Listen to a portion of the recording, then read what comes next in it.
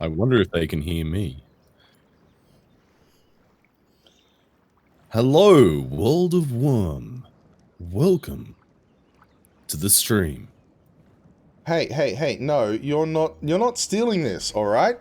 You're not stealing this. Wurm. Welcome to Wurm. Yeah, you know how I was doing all that audio fixing just before we went live and then I restarted my PC? Yes. It forgot all the audio fixing. Good excuse. It's true! Professional streamer. Mate. Only one of us here drinks out of shoes. But yes, hello everyone. Now you can hear me. That's all well and good. I am joined here by BloodyDrongo, aka Emo. Mr. Morlanius, Retro, did you like the spoons? I still don't know what they mean. I literally sent it to the other community managers I talk with and go, I was sent this. Has anyone received weird things before? And everyone was just like, nah, man, that's weird. That's weird. But, oh my gosh, so many people here, so many people. Hello there, Tuxi, Drogos, Fabricant, Socrates, Tech PK, Blue Cortina, Valine, her, Nice Guy 4, Galactiki, Crazy Clay, Uncle Pyron, Madanath, don't forget to subscribe with Twitch Prime. Prolearn, holy smokes, Batty, everyone's on cadence. Headed to that fight with the goblin boss on cadence. Well, you know, you can watch this stream and catch up on what you're missing out on. A Nerd in a Bush, I like that name. MaxNet, RKJA Smith or something. It literally says SMNTH, which as far as I know means something. Rippin's cousin daddy bro. You got some weird name choices here. Taiki Vitray, Ultron Beard, Karska, and Empress Oni-chan, Mr. Molanius, Demon, Macaroni. Oh my gosh, there are so many people. I'm sorry if I miss any of you. Rob, Dutchman, Dezo, Polar Bear. I'm seeing a lot of the same names now. The Vooch. Hello, and welcome. Oh my gosh. TechPK actually did subscribe with Twitch Prime. Oh my gosh. Son of a troll. And who's this? Oh, Zero Byte, the crooked. Man, he looks crooked. You look crooked. Thank you.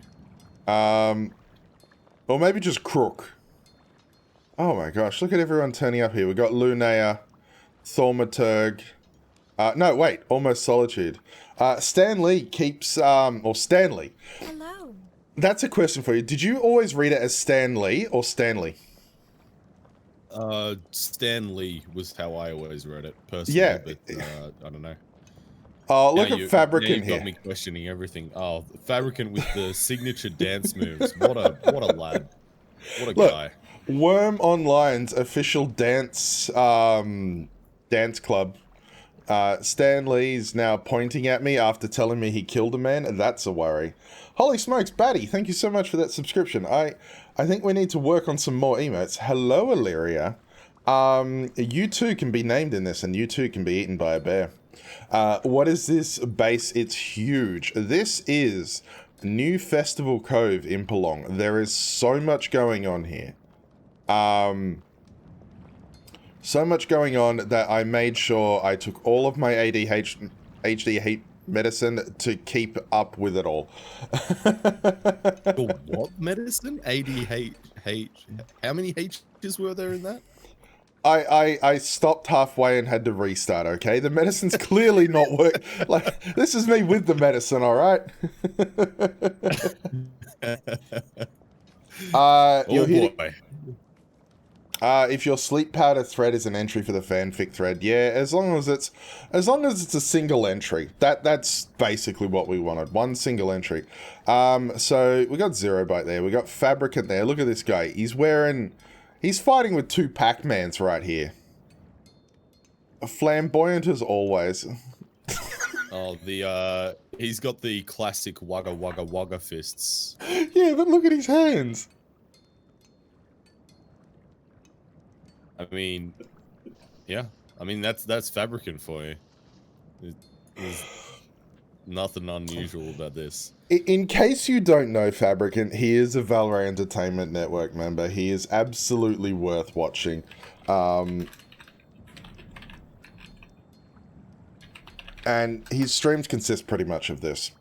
But yes, I am here with BloodyDrongo. So how are you? How are you? I'm very well, thank you. I'm a little bit congested today because it's springtime here in Australia and I'm currently dying from hay fever. But besides that, and after, well, a little bit hungover as well, but I'm doing pretty good. How are you? I'm not hungover, but I was up quite late working on some things for the stream and other stuff. So, you know, I'm also going through, this is my first time having hay fever. I've never had it before, except spring hit, and I just exploded in allergies to the point that I had to go to the doctor twice. And the second time, he's like, if this doesn't work, I'm sending you to the hospital. And so, yeah, so I've been dealing with allergies coming out. Doesn't it go straight to 40? No, it does not go straight to 40. There is a brief 2-week period where it goes between 20 and 40. That is spring in Australia. That is your face, Surly Mermaid. Okay, so, my gosh, so much going on here. So much going on here. We are here to check out the Impalong and the Haunted House, but we also have another thing as well. BloodyDrongo and I will be reading your fanfiction. All of those fanfiction entries you've done will be read. Well, not all of them. Some of them may be skipped over due to time constraints. Some of them may be skipped over because BloodyDrongo already read them out on his stream. We are not having BloodyDrongo yell, "We like Fortnite" 25 times again. What? Hang on. Wait. What? That wasn't what the agreement was tonight. Mad Nath is on the cutting edge of worm-related fan fiction.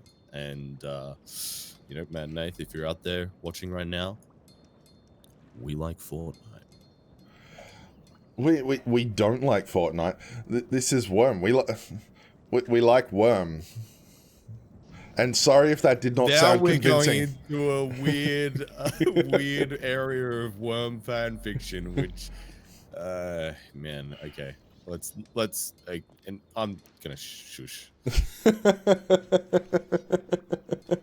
Mad Nath actually is in here. Yeah, that's it. Quickly build houses in Worm when you're attacked in PvP. That'll work. What's okay? Fabricant is now wielding a dead whale. We're just gonna let that happen. What is that red armor? Who is wearing red armor? Is it this armor?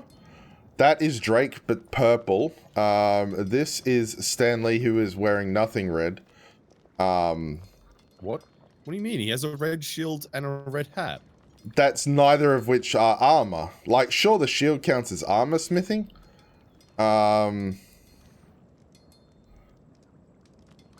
Fabricant is badass. He absolutely is. He absolutely is. And there is the Vooch.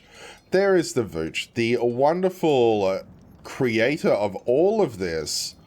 Let's give him a round of applause. Drake, you have a lot to learn. Oh, okay. Yes, it is Drake armor. So yeah, well done. Oh my gosh, his scale is not much better. Look at that. Is this style or is this madness?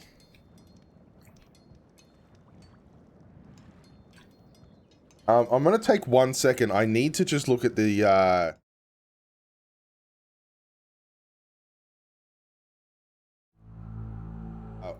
whoops. Okay. Turns out we had the chatting thing hidden, but now the chatting thing is there. So it will show up properly. It's camouflage, clearly, yeah, you can hide in a circus. Hello, how are you? So no good plan survives contact with the enemy, but just reading through some of the local chat, because I think, oh no, never mind. Yeah, so where do we start? Where do we start with this place? There is so much. Like, the first thing you see when you turn up is... oh, wow. Do you ever get the feeling that someday we'll need to nerf Fabricant? No, Ah, no, I honestly feel like Fabricant is the one true being of this game, and he needs to be, have all of the constraints that restrain him on a daily basis removed, so that we can properly worship him and the boar. BloodyDrongo, mate, Yes. would you say he is a pillar of the community? Yes.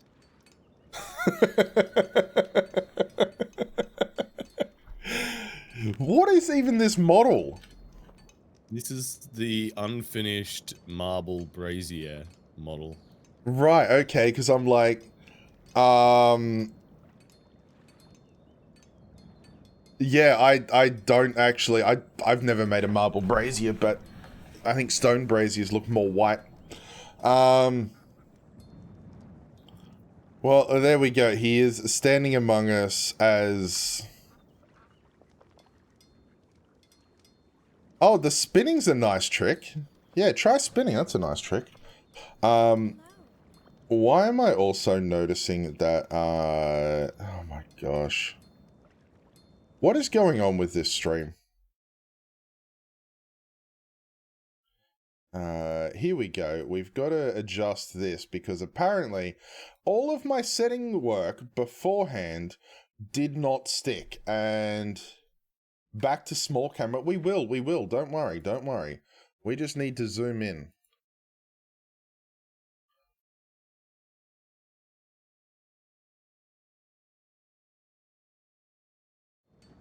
That's a bit better. Apparently they can hardly hear you, BloodyDrongo, so let me just turn you up a little bit. There you go. How's that? Do you want to recite your ABDs again? A, B, C, D, E, F, G, H, I, J, K, N, O, M, O, B. I was like, wait, you're doing it properly. You've just lied to me. You set me up for this. Someone said we can win Arch-colored Nars. You were expecting Arch to come and color your Nar? No. It's literally just going to be green like my beard. And Hans. What a beautiful song. Yeah, it's the Australian alphabet. That's it. He's not hungover. He's still drunk. What's up with the beard? What's up with the beard is, you know, sometimes a little bit of moss gets in and you just let it grow. I dyed my beard. My hair was dyed bright pink too. I've dyed it back to a nice, reasonable brown. But look what we've got here. Let's go on a tour through the place. I'll, jump on Vooch's cart, and I think we'll allow Vooch to, give us a quick tour through the area. What do you reckon? Where have you gone? Hang on. I'm actually just lagged out a little bit, so give me like 2 seconds. Yeah, no worries, no worries. It is an absolutely huge deed. Yeah, you gotta come walk though. Well, yeah, apparently. I'm just a plebeian footman. Seriously, all of this makes me ashamed to show off my deed, because my deed's like, here's my shack that I put all of my stuff in, and that's it. Meanwhile, I love the Colossus. I mean, these were here on the old deed, right? Correct? Yeah. Like the old festival code. I believe these were signature back in the day. I remember these were pretty much all that was left by the time I'd started playing. You know, it was empty land, and you know, the Colossi, and people were like, oh yeah, they had a Colossus building competition and all of this. And, you know, there were a lot of stories told about the area of New Festival Cove, or Festival Cove. And I actually lived for a while at the bottom of Freedom Docks, and I did my early blacksmithing in the tunnel over here. And it was nothing like what it is now. So this was where the actual Festival Cove used to be. And I believe there are now a lot of horses. Okay. And I'm being kidnapped. I'm being taken into a mine. I don't know if this is, I've lost sight of you completely now, yeah. but is this part of the tour, or is this where I If, start calling the police? I don't know. if anyone can hear me, help! I'll have to pose with the current newspaper and he'll ask for silver for my return. So this is the brewery. You definitely have to come in and check this place out. So it's in the mine just off the Festival Cove. And I like the fact that, like, it has this look of the front is all nice and then you get behind and there's not much there. Oh, hello, you're with us now. Okay. Yeah, I made it.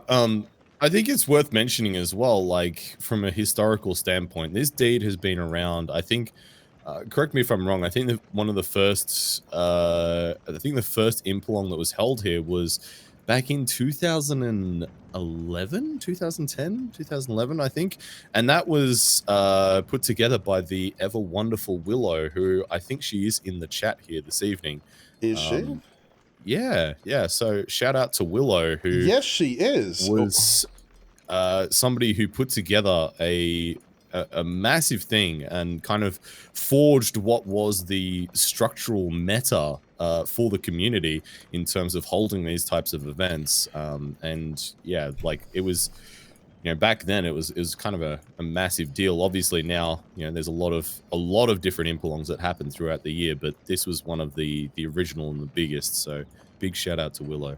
Absolutely, absolutely. Before Willow came along, it was a lawless wasteland. And she brought civilization in the form of community. But no, I remember I started after them. And everyone was just like, I miss Willow's Impalongs. Willow was this legend of someone who had these amazing Impalongs and was a crazy leather worker. And yeah, I remember the tales of all of it here, and I remember coming along and people were like, here's where the fishing competition was. And it was like little individual rooms with, that each person had to stay in their room and do fishing. And, yeah, it was right, an absolute... yeah. And then the Colossus building competition. Oh, here, we'll just take a moment. Here we have... I don't know. I don't know if I'm allowed to say yet. We just have a bunch of chests and statues. No clue. No clue. Actually, I do know it's a chessboard that will be used by the factional Fight Brothers, I believe. They'll be playing chess on their stream. Oh man, yeah, that'll be interesting. That'll be pretty amusing. I love the setup for this. Like, I remember back in the day, you know, having a chessboard made at your deed was like the ultimate, I guess, statement of wealthiness in the game, like social status, because like Absolutely. deeds back then used to be so expensive. So if you had a deed big enough to be able to justify having a chessboard there, that meant you were somebody to be of note. Which is kind of funny now that deeds are so cheap comparatively. So, yeah. No, it is quite funny how ideas like that, and as we can see, we're coming up to a hedge maze as well, which is also something that was quite often considered, you know, extremely time intensive, and that is a beautiful hedge maze, by the way. Hedge mage is someone different, but that is absolutely amazing. Like, just watch me get distracted by how good it is. It's absolutely insane that the Vooch has put in all of this work to provide so many of these things here. It's not just, you know, a building to come and imp at and do sermons at. There is events, and there is an arena and a ton of stuff to do, and this is all on his deed. Ooh, we even have the gravestone. I'm a little bit concerned about some of the names on this, though. We've got Freedom Isles Tower Guard. Have you been killing tower guards? Me? That's a wild accusation. No, no, no. I know you have. You've been over on PvP. That's true, yeah. I did kill a lot of tower guards yesterday, actually. Yeah, you're right. Is that when you were telling me about, dying several times? Was it against the tower guards, just to confirm? No, no, I managed to survive the tower guard onslaught. The enemy onslaught, I was perhaps not as successful. And Right. some might even go as far to say as it was a drastic failure. From the perspective of staying alive, from the perspective of having fun, that was a wild success. Yeah, that's it. So you're back on Chaos with the newly formed Empire of Molrehan. Molrehan? Molrihan, yeah. Molrehan, there we go. Sorry, apologies for that. You're back in that. How is that going for you? Well, I mean, we kind of went back, and then I actually got pretty burnt out from Worm. I mean, obviously, anybody in the stream now who would be familiar with me would probably know me from the Worm Wednesday streams and would know that over the past month, we actually haven't had a Worm Wednesday stream, and that's partly down to the fact that, yeah, I was just not feeling Worm so much. I think anybody who's been playing Worm for a while will know that you kind of go through these phases of motivation and then just going, okay, I need to take a break. And I was definitely going through a break thing. I think I didn't log in for about 35 days there at a point. But now I've been back playing for like the last week or so, and yeah, it's been really fun kind of getting back into it. Like I haven't PvP'd in about 5 years, so it's like starting out as a newbie again. I've got a lot to learn, and it's been a lot of fun playing with the guys. And even though we did die a couple of times yesterday, and lose some stuff, which is ultimately neither here nor there, because I never PvP with anything that I'm not willing to lose. But yeah, it was really, really fun. And even after everything was said and done, like everybody was like having a really good laugh about it, and the spirits were high, so and it's a different dynamic to the game as well. There's a lot more collaboration and community aspect, which the Empire of Molrehan guys really kind of personify, is just that community aspect. That has been something that I have always stressed to people. Even back in the day before I was community manager, and it's like, PvP is community, and EMR have always been the pinnacle of that, simply because I remember I was actually tempted to try out PvP at some point, and I messaged a bunch of kingdoms, and I'd get back, oh, go around and get 70 longsword and shield and then come back to us, and all of this. Yeah, when I applied to EMR, they were like, yeah, sure, what do you want to do? We've got room for people who want to be crafters, we've got room for people who want to be fighters, you can come along. And it was very welcoming and understanding of just how much, people could contribute, even if they weren't frontline fighters. Yeah, absolutely. I think that was historically a really big hurdle for a lot of players, especially if you're relatively new to the game, or you are, you have been on PvE for a long time. Is a lot of the PvP kingdoms, especially at that time, had prerequisites of have at least this much fight skill, have at least this much weapon skill, and all that kind of stuff. And realistically, it kind of made put in place a lot of artificial barriers for people to get involved into PvP. And I mean, as it is, like from a mechanic standpoint, Worm does have a lot of hurdles in terms of barrier to entry as it is.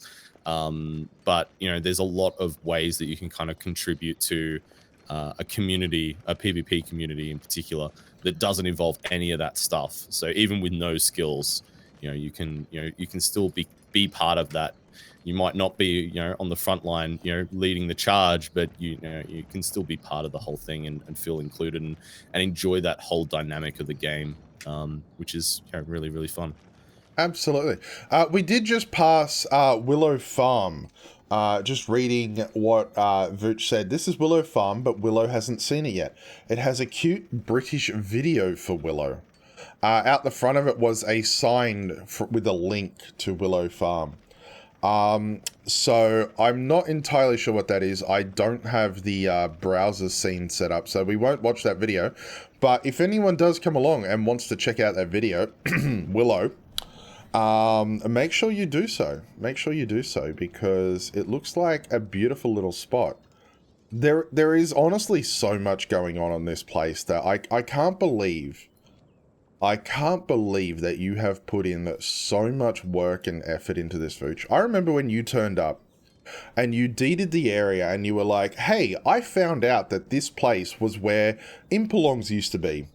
So I'm going to go around and I'm going to make my own. And it's so big, and you've been reaching out to me with like your ideas and your plans and timeframes, and it's just been absolutely amazing to see. I haven't been able to work with all of it. I've had a fair bit going on with the advertising side of Wurm lately. But yeah, it's just been absolutely brilliant. The video may be copyrighted, so it won't work on Twitch. Yeah, that's fair. That's fair.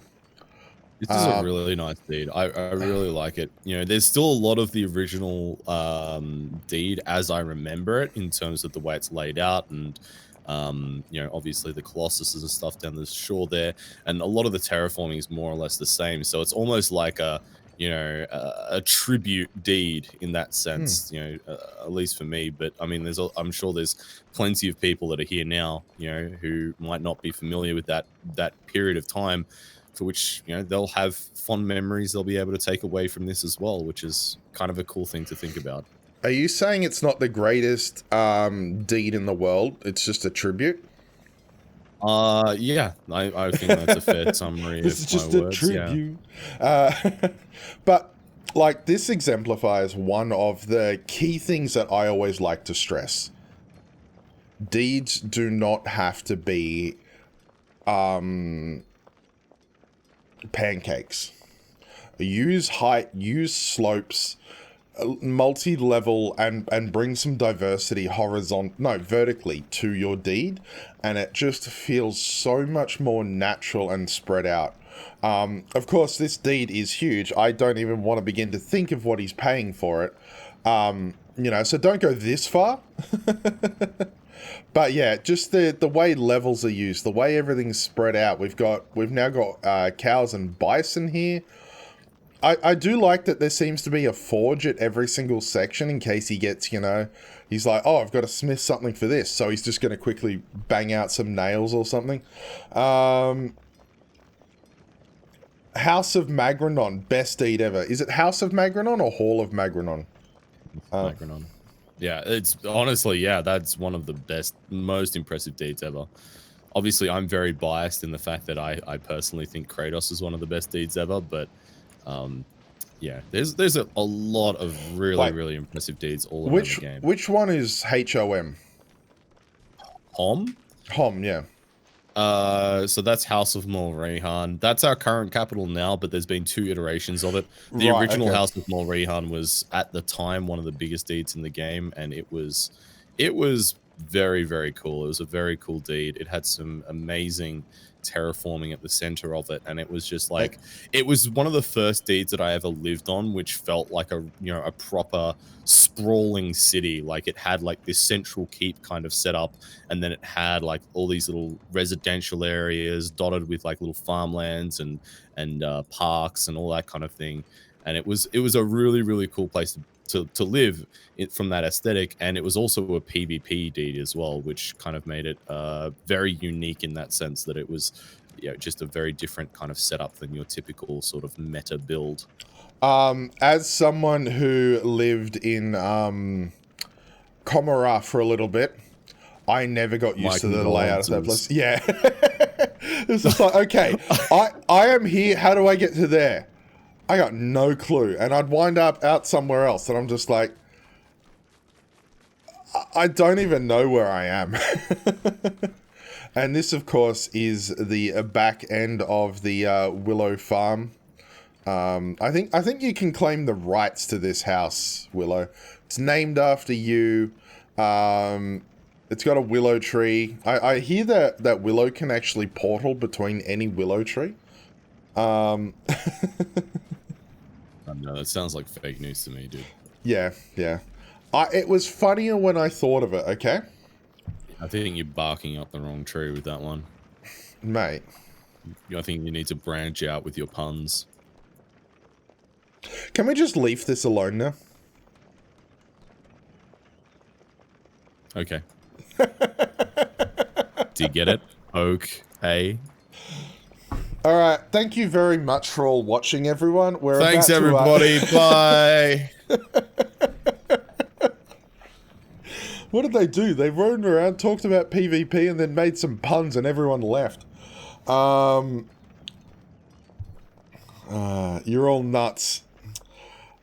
First of all, god damn it. Second of all, yeah.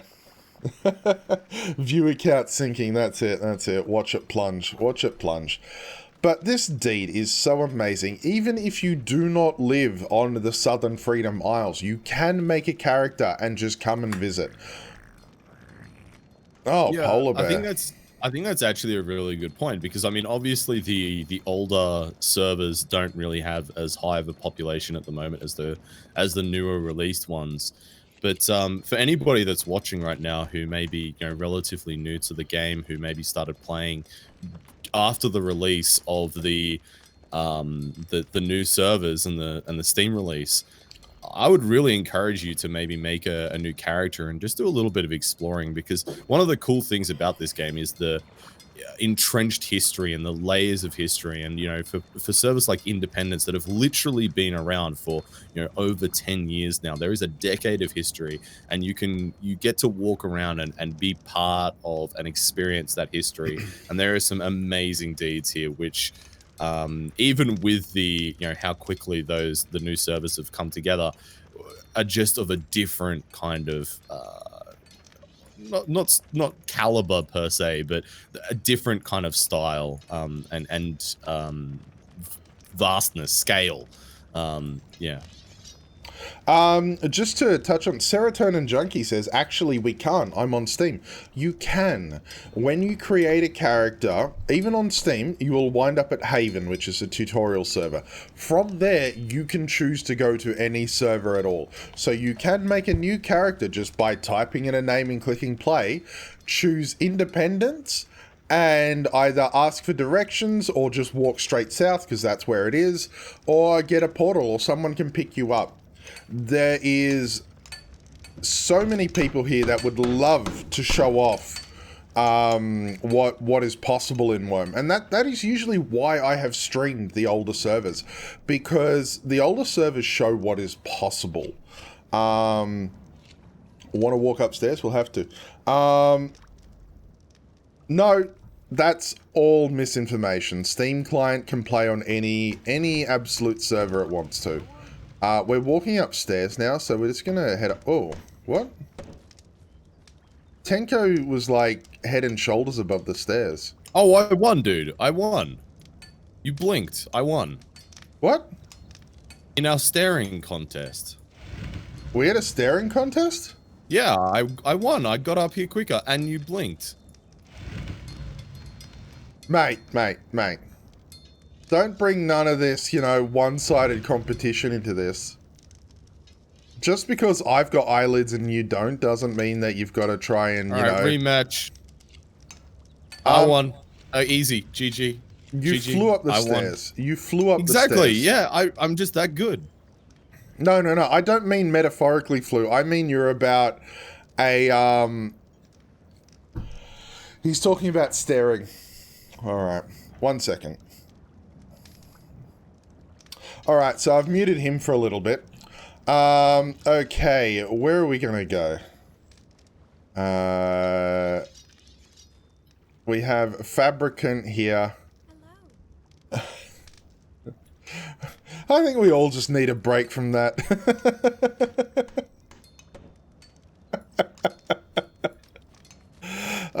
You're back now. You're back now. I hope you've learned your lesson. He is unmuted. He is unmuted. He is just, he's just sulking right now. You've been following the guys for the entire tour as a pillar?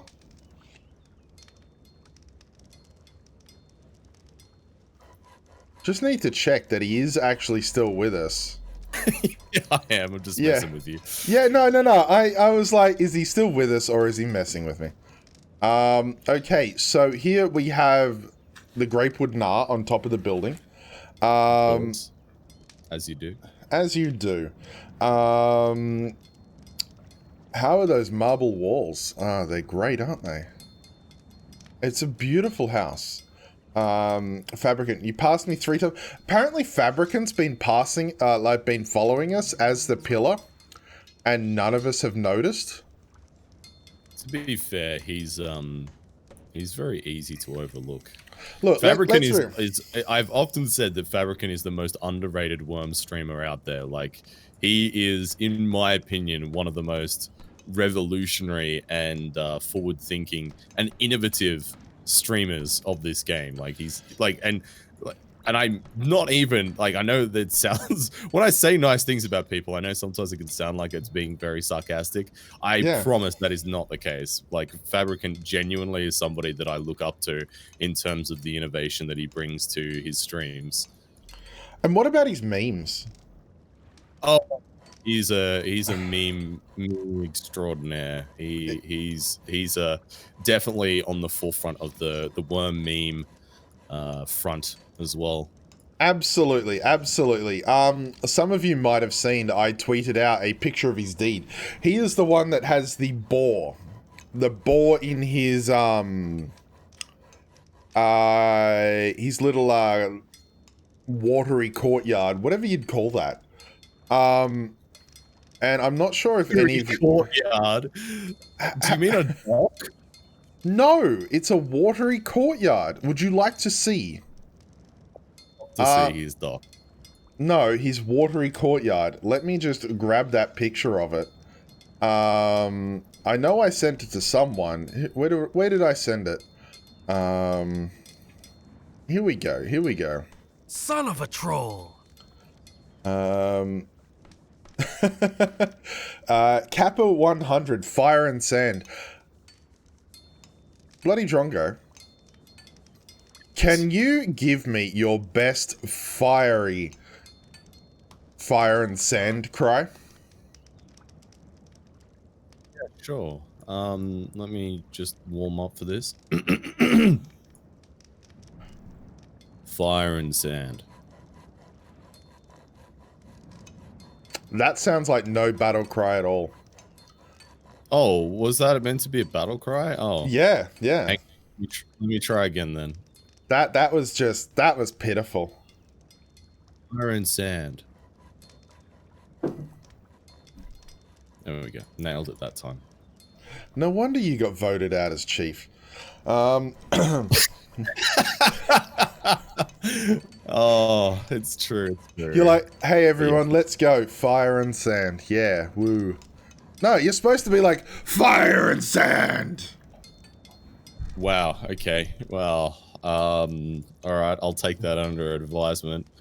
For those of you who may not know, fire and sand is the unofficial motto of Molrihan. We do specialize in both fire and sand. I believe it was you that sanded the original Hota. Yeah, it was. Yeah, we sanded the original Hota. Yeah, we're just like, oh man, searching for pillars in the forest is kind of a drag. Wouldn't it be so much better if we got to search for pillars in a desert? Even then it was a pain, but I mean, at least it was, you know, at least we got to do it on sand then. Yeah. It's awesome. Get everywhere. Listen here, Anakin. Sorry, Perigi.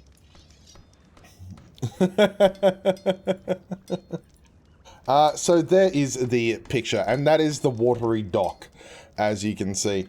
This is an official Wurm Online stream, Uncle Pyron. The community streams are where we used to joke around, chat, and get to know people. We don't always do dev streams, because quite simply we don't always have dev information to share. So these are a way of basically getting to know you all, you know, joking around, taking part in things, and just having a bit of fun. Retro for Chi. Oh, I don't think I could fill those beer-soaked shoes. But yes, as you can see, as you can see, that is clearly a watery courtyard, not a dock. Searching for pillars. So the old HOTA system used to spawn in a specific zone. And you'd had to go capture pillars, and that was how it was run. That is Orlando the Nice. So we have Orlando the Nice and Fabricant on top of each other. I'm just going to angle the camera over here. So this is where the priests are casting, I believe. And we got a bulk storage bin for all the casting, and then a bunch of cordage in here too. Bear saddles. Not having pirate hats in game is the biggest joke of all. Let's just have a quick look. Let's have a look at the pirate era. The golden age of piracy lasted from 1700 to 1730. Actually, no, it was 1650s and 1730s, which is... What is this sudden swerve? What is happening right now? Why am I being kidnapped into a historical lecture? Holy Smokes Batty is asking, why do we not have pirate hats? And I'm simply stating... perfectly fine to be irate about the pirate hat issue. I am a firm advocate for pirate hats in Wurm. Firm advocate. If we have pirate hats in Wurm, we're going to have to implement hook hands, and then we're going to have to implement eye patches, and then we're going to have to implement parrots. All you're doing is giving me more reasons to advocate for this. Like, that all sounds amazing. Like, hook hands, yes. Parrots on our shoulders. Fucking sorry. Yes. Yes. Could you imagine having hook hands in Wurm and your like success rate for anything just plummets? That would be amazing, dude. I think that would really help with player retention. You know why? Because they'd be hooked.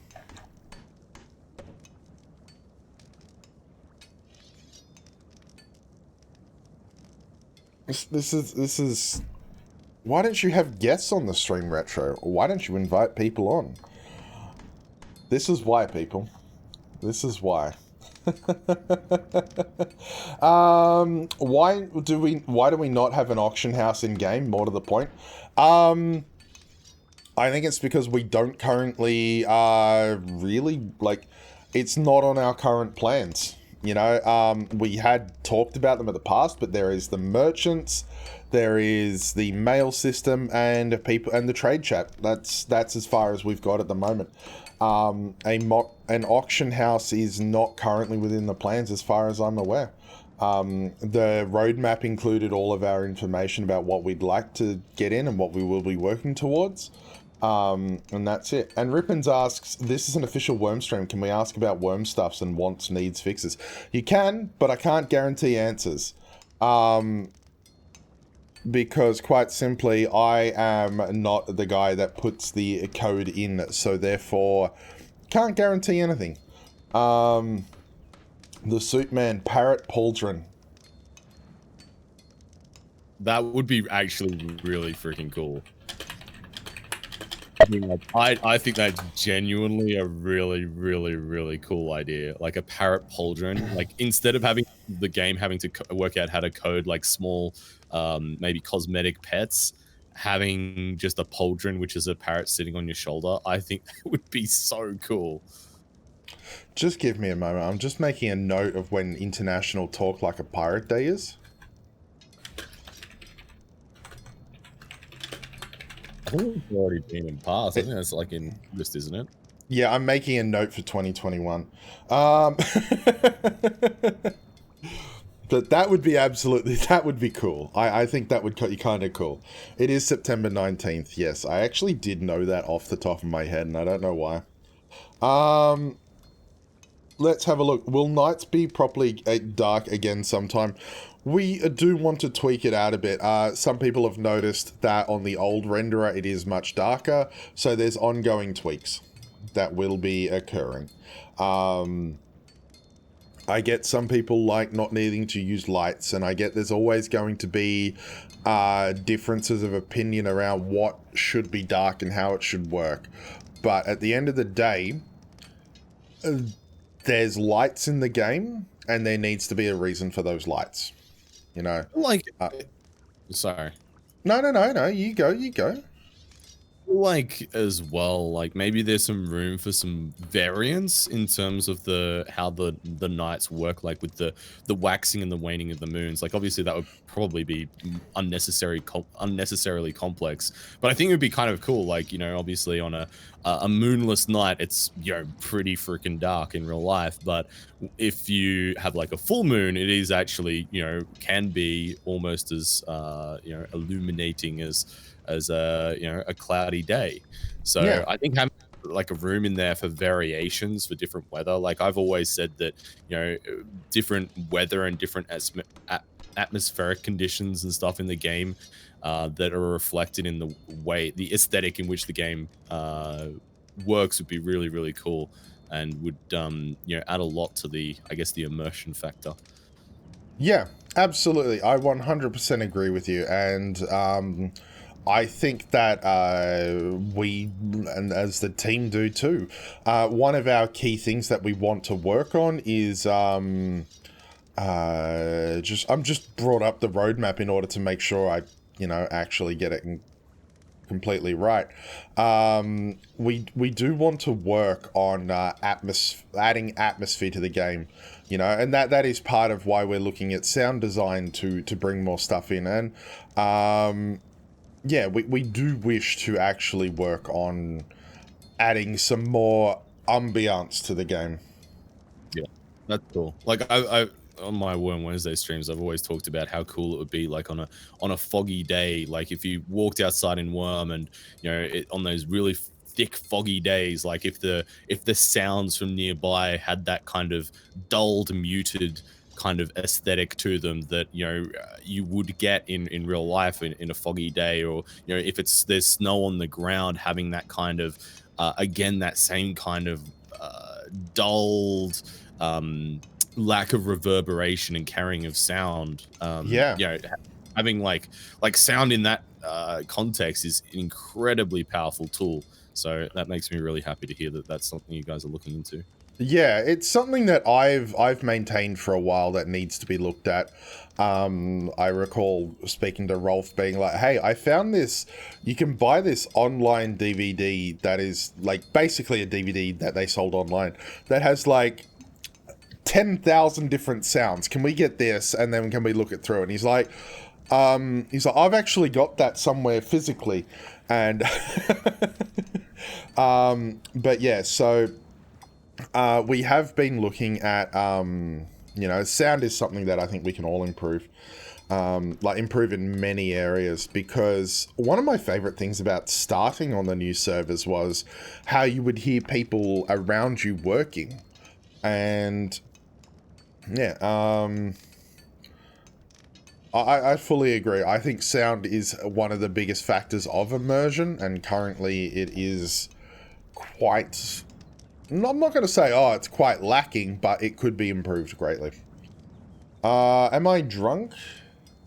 What? I think Griffo's just looking for attention here. Can we smile at Haven? No. Okay. I remember in 2011 there was a voice chat in game. In any time, do you think putting back voice chat for RP and PvE or even PvP? No. No. That was a disaster when that was implemented. There is a very good reason why that was removed. There was a lot of problems with that, and especially with a game like Worms Resources, the moderation of that aspect of things is way too hard. And plus, you know, even now, Worm like voice aspects is super more accessible than it used to be. So I don't think there's a need from that perspective, knowing how badly that went when it was implemented back in the day. Griffith asks, any word from the devs on when the new combat stuff will be able to test it? No. No current word on that. Yeah, that's an ongoing thing. Add back so I can play Heart of Glass in local. Griffo, how does anyone live within, you know, local of you? Or traveling distance of you? Alright.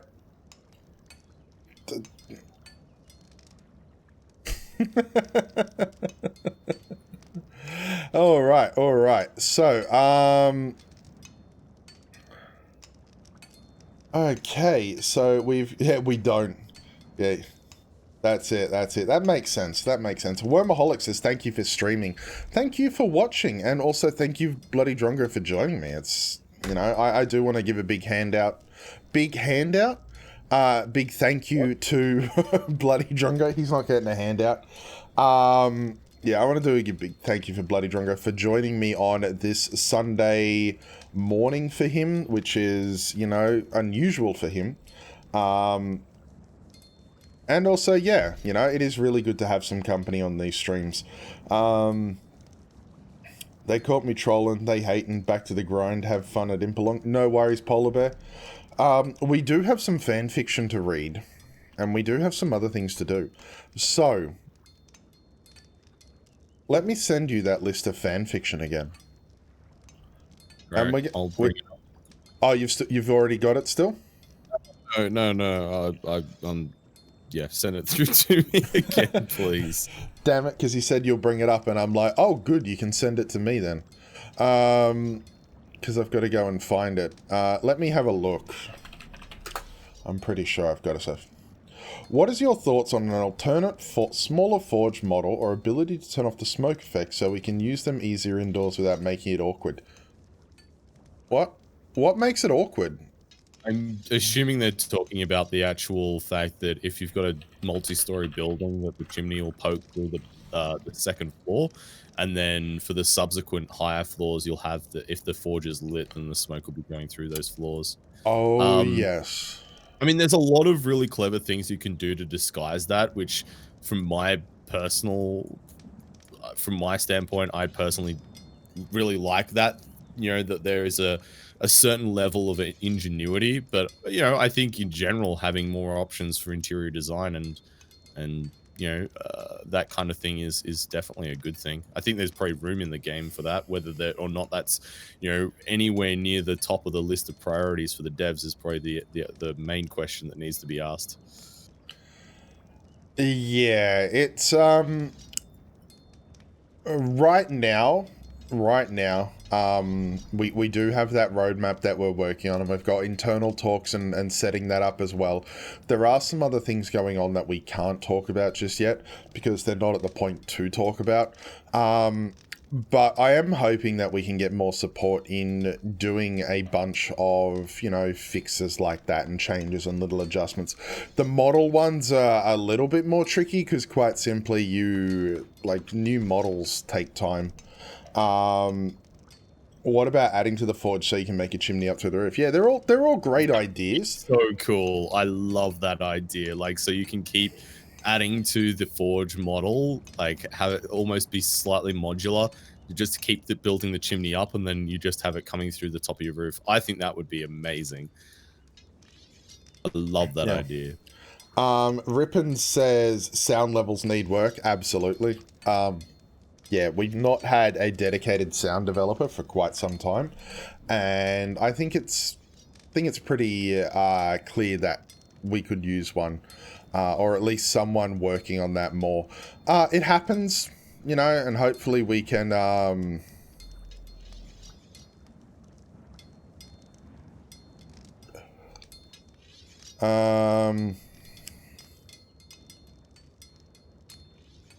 Like the ad you've got up to getting more volunteers to help make fixes. What? I'm not sure. Customizable roofs would be awesome. Yeah, there is a lot of customization options that would be pretty awesome. I would personally love to see more wall types added.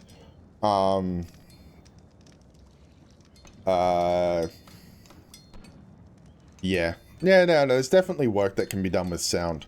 But I have sent BloodyDrongo the fan fiction. So, the way we'll do it is the devs have picked one. We'll pick one, and then we'll let the community pick one. And then from there, we'll let everyone vote on what rank they should be. How do you think? What do you think about that? Or should we just let the community pick their wild card? Let's not vote for Griffos. I don't think he's even in it.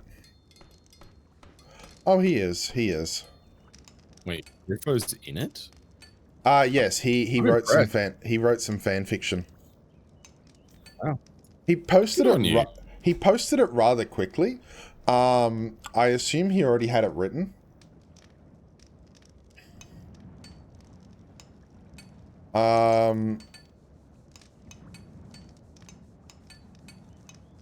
When will we have more clothes? Don't know. Would we like more clothes? Absolutely. That is something that we would absolutely love. Yours has a suggestion built into it as well. Oh, it does too. It does too. Oh my gosh. You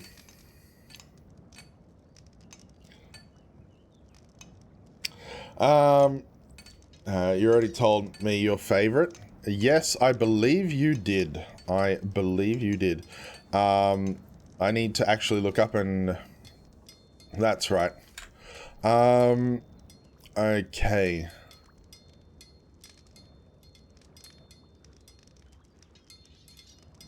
So, BloodyDrongo, do you want to pick one to read? Sure. There is a lot to read, so I don't think we'll be able to go through them all.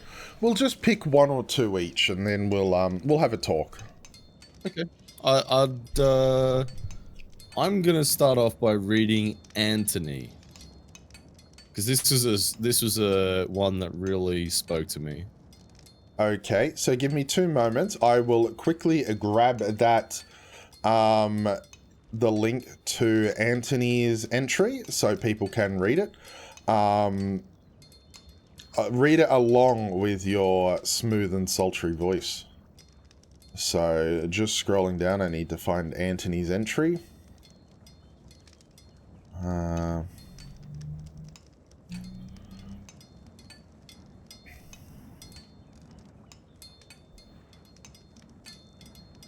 Where is Anthony's entry? In the Google Doc you sent me, it's like one of the 3rd, 4th one down. That's what I thought, so I'm trying to work out why it's... What's going on here? What is going on? I'm scrolling through and I'm missing it. I'm not seeing his name in the actual forum thread. Oh, right, okay.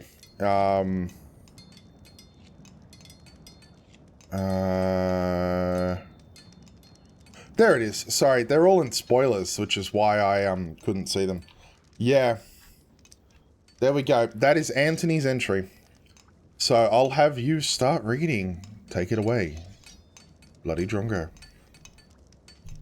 Let's not sugarcoat it. It was a miserable day. Probably sometime in the middle of silence. The blizzard was raging hard and showed no signs of stopping. I had 2 forges lit just to keep my fingers from falling off. You know how hard it is to thread a needle when you're shivering. Anyway, there was this fiery steed staring at me from across the deed, watching me stud my leather. I picked up the jammy dodger on Pristine just a few days earlier while we were out slaying the white dragon. So days turned to night. I swear I'd made enough studded leather sets to suit every soldier in Gen Kellon. It's dark outside, and I mean really dark, but I can still see the godforsaken horse still staring at me. I stick my head out of the window and I yell, "Hey, buddy, what do you think you're doing?" The horse shakes his head at me, and I flip out. I remember thinking to myself, I'll show him. Like, yeah, big tough guy all of a sudden. I step outside, step right back in. Way too cold. Back to the forges. Then all of a sudden, hand on heart, I hear his voice coming from the stables.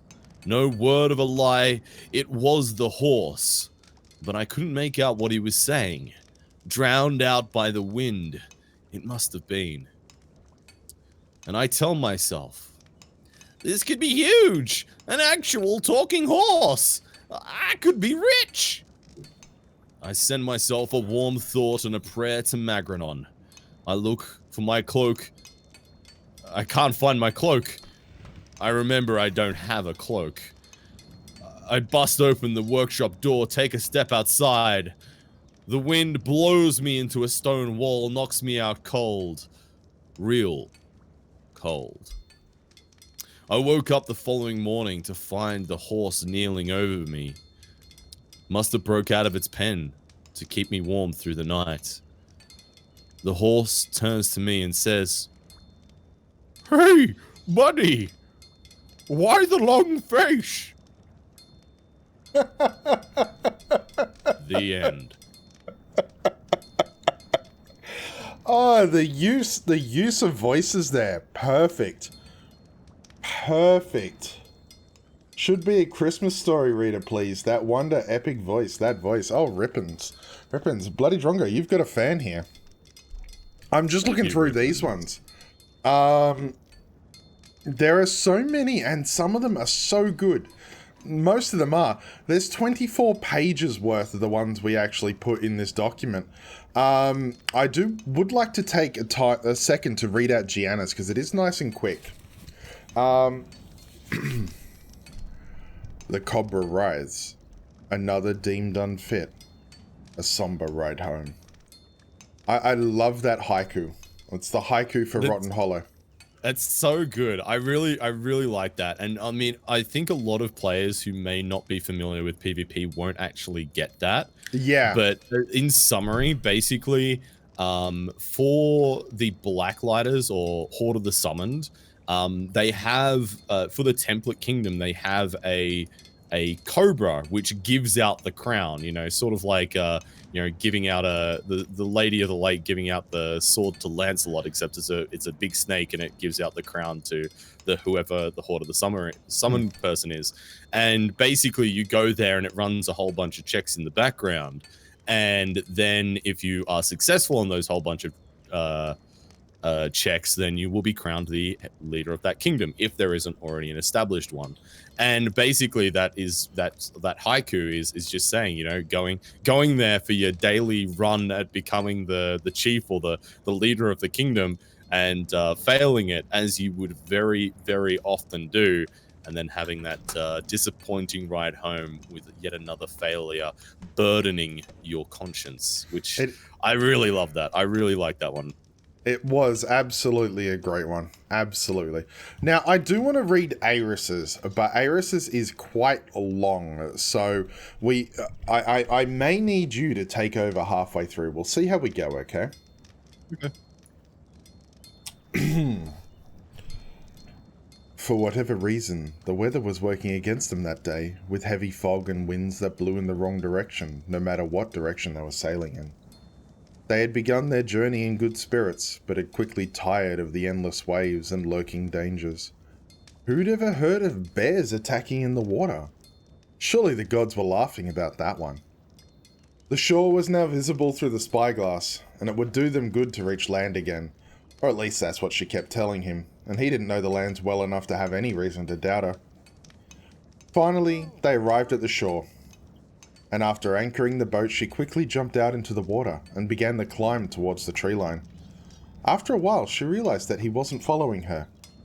With a confused look, she asked him what he was doing. I don't know how to climb, he said in response. It wasn't an answer she'd expected. And while becoming increasingly frustrated, she walked him through how to breathe properly in order to be able to reach her. In the end, he had to hand her all his belongings to her in order to be able to reach the goal, since the increasing amount of bruises from all the falls made it that much harder for him to ascend. I'm really sorry. Don't worry about it, though I will be throwing away the log you've been carrying, and cut you a new one once we get there. As they journeyed through the woods, she was astounded by how this guy could even still be alive. He was wearing rags of mismatched colours that he had proudly exclaimed to have dyed on his own. His sword seemed more like a slightly sharpened trowel than an actual weapon, and he kept putting worthless items in his pockets while they were walking. At one point, he had even asked if he could bring the half-rotten floor loom they stumbled across in the small clearing. No, they could absolutely not bring that piece of junk. She had to rid them of hostile creatures countless times, since that even the sight of a wolf was enough to send him howling through the trees. Beginning to get the impression Aeris has written a story about the first time we met. After a fair bit of walking, the trees were thinning out, and the grass turned to steppe, which meant they were getting closer. The wind was whistling on the steppe, and they could see the gigantic scorpions crawling around at the horizon. But more importantly, she could see a wild horse. She put a rope around its neck and tried handing it to her travel companion, thinking it would make the trip easier if he could ride away from hostiles. But he just stared at her, with a puzzled look on his face, and that's when it dawned on her. He didn't know how to ride a horse. And of course he didn't know how to ride a horse. How could he? This was the first horse he'd ever seen, and the first creature they'd encountered thus far that hadn't tried to eat him. She made a silent promise to herself to be more understanding about their differences in experience, and to not be so frustrated with his constant stream of questions. While looking at him happily pocketing a handful of blueberries, a sudden memory of how she had at one point tried to befriend a spider washed over her. She had mistakenly thought that enough morsels of meat would appease it, and when that turned out to not be the case, she had hid in a small pond until a passerby promptly cut off all its legs. "I'll bring the horse with us anyway," she said. "He's yours now." She figured he'd learn to ride it eventually. They'd left the steppe behind a long time ago, and as they walked through a thick olive grove, things started to feel increasingly unfamiliar. The slopes felt off, and the road which she had been expecting to find was nowhere to be seen. Could they have somehow taken a wrong turn somewhere? "Hold on, I need to check the map," she said, while she was still consulting her compass and the piece of paper in front of her. He started foraging for more treasure to put in his pockets. He didn't appear to be at all that bothered by the weight, but when he spotted a troll in the distance, he nervously nudged his companion to get her to pay attention. "Relax, it's just a troll." He kept staring in the same direction, and she could feel that he wasn't convinced, so she turned around to deal with it. At first, she could, however, not see anything, and was wondering what was up with that. After a split second of confusion, she realized she was actually staring at the kneecap of a very large and extremely angry champion troll. Her confidence disappeared at the same speed at which she now started running through the woods, blindly in any direction to get away from the surprise opponent. After a while of running, she turned around to see if the troll had caught up to her, and while she kept backing away as to not slow down, she suddenly felt her stomach drop. Then the rest of her dropped as well. A moment of panic followed by a bad fall into a pit. The champion of all that is scary started descending the slope she had flown past, and was towering over her like a badly constructed house. She didn't want to die like this, lost in the woods where her remains would never be found again. But it didn't seem like she had a choice in the matter. Just as she'd resigned herself to a fate, she heard a voice calling out for the troll's attention. "Hey, over here! Yeah, I'm talking to you, you ugly beast." There's a lot of words here.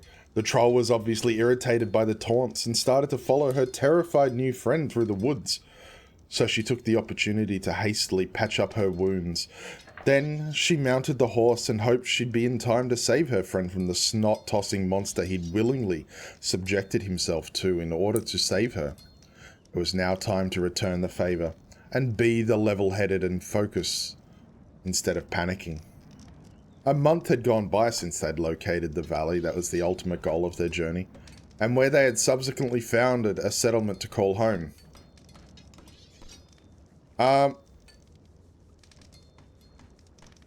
What? Hang on.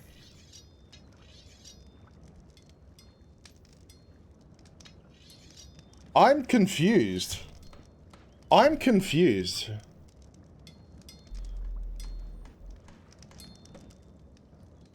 Yes? Are you reading what I'm reading?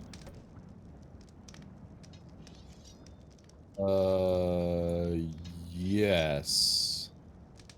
Does it Does make seem sense to... to... Is it in the wrong spot? Is that meant to be the top? Yeah, I think that's actually meant to be the start of the story. Maybe? I don't No, know. no, no, No, no, it no. doesn't. No, that is Yeah, yeah. that is how that goes. Yeah, okay, that is Okay. confusing though. All right, we'll get back to it. We'll get back to it. We need to fade to black and have 1 month later.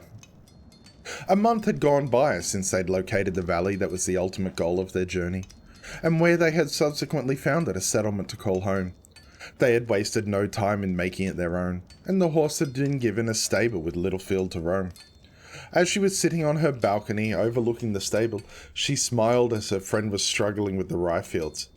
After some muttering on under his breath, he figured out how to go about it, and went to get a scythe, and proceeded to harvest the rye in perfect time. "You on the lookout for champ trolls?" he asked, looking up at her. He wasn't about to let her live that one down anytime soon. She'd often joked that the only reason she hadn't yet kicked him out was because he was so good at finding lost treasure to contribute towards the upkeep. He performed a weird-looking dance, seemingly to amuse the horse, and ended up looking up at her again. "Oh, I've been exchanging letters with a couple of the others who are new to the lands." "Oh yeah? Anything interesting?" "Well, they don't have a settlement yet, and were wondering if they could stay with us for a while, so I said I'd ask." "Sure. We can look for another horse and go pick them up in the large cart." "I'll start looking." As he excitedly rushed off to look for a horse, she almost regretted her words. But only almost. Sure, he'd most definitely tease her about the troll incident in front of the new couple, and they'd most likely be as confused as he was a month ago. But in the end, none of that really matters, because it all pales in comparison to the end result. There, that one jumped. But yeah, so basically it skips over the fight and they're now happy and safe and they joke at each other and they're settled in. And then they get some new players, which I quite think is lovely. I really like that one. Minus the jump. The jump throws me a little bit. I just want to quickly touch on chat. Seems like a really good opportunity to promote the community on the new service with the slaying. Cool indeed, though. Inspiration. This is the Halloween New Festival Cove Impalong, the community event on the Southern Freedom Isles. Northern Freedom Isle players are more than welcome to create an account and jump on. Turning up for a slaying is not something I've really done. We turned up at one because we were spending some time around there. But again, I don't have an account on Cadence. I don't have an account that can ride a horse. You know, there's a whole lot of reasons why we're not on the new service. The community there is great, don't get me wrong. We're just having a bit of fun with the Impalong here, and there's lots to show off. Absolutely.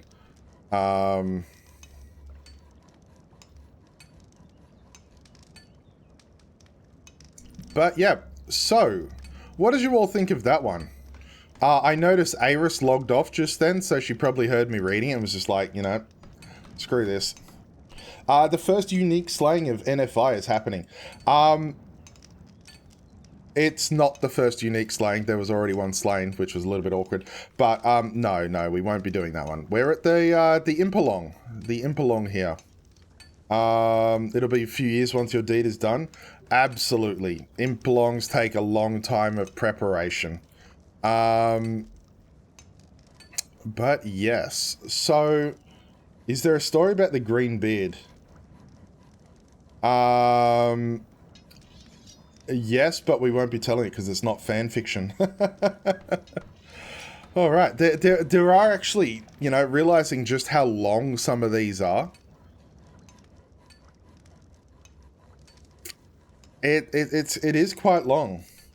You placed a chair for me to sit on while I'm reading. Oh yeah, I see that now. I see that now. There we go. We can sit on the reader's chair. And we can tell a story. Well done. Thank you very much,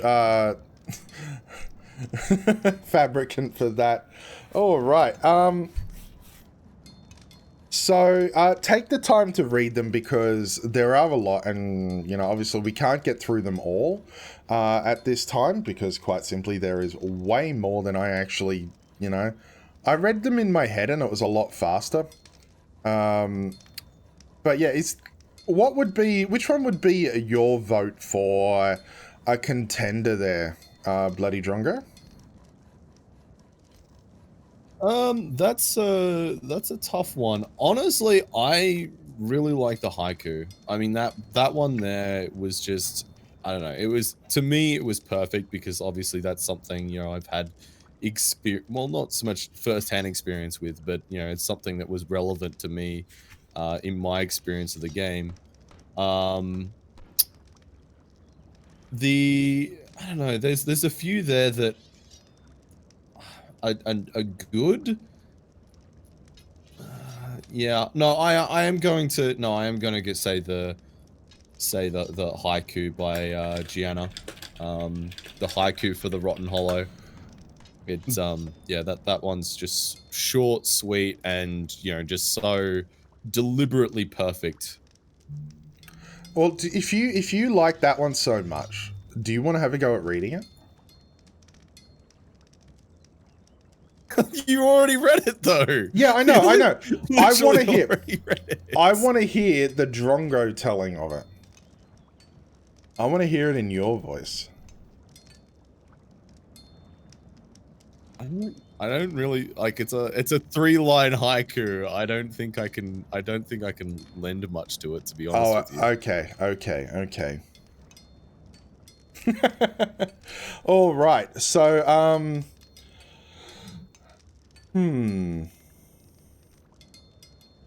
and yes, the Great Loom Push is an absolutely great one. I'm just looking through here. There are some really long ones to read that, as cool as they are, there's just a little bit too much to read in it.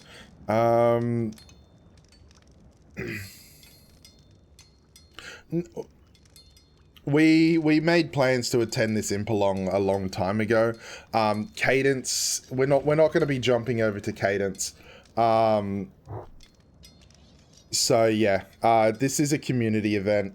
We're not planning on streaming a slaying that not everyone can attend. Everyone's welcome to attend this. It goes over the next week or so. Plenty of events, plenty of reason to jump in and check it all out. I understand that, you know, you would like some footage of the slaying. Unfortunately, can't do it at the moment. Yeah, that's it. That's just where we're at with that. I understand, but you know, it's not what we're doing. It's not what we're here for.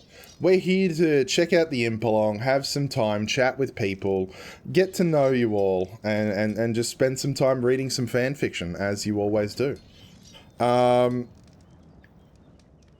room is getting so hot right now. Okay. They're all actually quite long. I kind of look at this and I'm like, I'm not sure I have the vocal energy to read any of the others. What do you think, BloodyDrongo? It's your turn. Yeah, sure. I've got one here by Miriam that I'll give a crack at. Which one is that? It's the one by Miriam. What do you? Oh, yeah. No, I got it. Yep. Let us go. Let us hear this. Buzzards! They circled high above, seeming to float in the air as they glided ominously on invisible air currents. There must be prey nearby. Finally, we must be near. T-Bomb! Wait up! Zagru called from behind as he too emerged from the thick walnut forest to stand on the lip of Guru Bear's crater. I was impatient. Revenge! That was all I wanted. I must have it. My throat constricted with emotion. I had to make that monster pay. Tears wanted to fill my eyes, but I steeled myself and shouted, Zagru, hurry up! The sun will be setting soon. Time is of the essence. As I waited for him, I gazed out across the vast steppe that filled the crater. It had always been an awesome sight to behold. It still was, but something was off. The usual mobs that were speckled across the landscape, crocodile, scorpion, bear. They seemed to be frozen in place like a tableau of life on the steppe. Except the wind brought a whiff of burnt carrion. That burnt smell, it brought back memories that tore a hole right through my chest all over again. Hola! His happy smile as he greeted me that day flashed before me. Hola! His amazing joy when I'd given him the baby dragon hide to make armor from only made my heart squeeze ever more painfully. Then, the look of horror that filled his eyes when that she-monster appeared out of nowhere, screeching like a demon from hell. Hola! He ran, holding the damn hide that I'd gifted him. The last time that I saw my friend alive, he was engulfed in green and blue flame before I was knocked unconscious by the brute's leathery wings as I fruitlessly tried to save my friend. My fault. My fault. T? Are you alright? A warm hand clasped my shoulder as I was returned to the here and now from my nightmare of a memory. Zagru looked at me with concern flooding his kind eyes.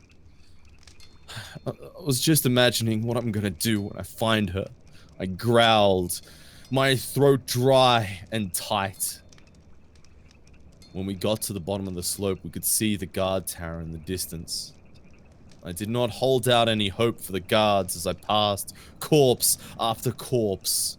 The scorched black shells, or meat. The guards, too, were lifeless black lumps scattered around the guard tower. Everywhere I looked, desolation, destruction, death. The rage began to build in me again. Ire filled me till it was bubbling away like a flood of red-hot magma, ready to burst free of the confines of my mind. A piercing shriek pierced the stillness and reverberated across the steppe, bouncing off the sides of the crater, creating eerie echoes.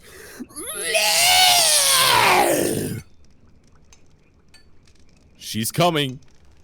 We'd better get started. Zagru nudged me gently and pointed towards the east. A winged dark speck was getting bigger in the distance. We hurried to the mine near the guard tower. It was black inside. There was only one way in, but there was no door. But we didn't need one.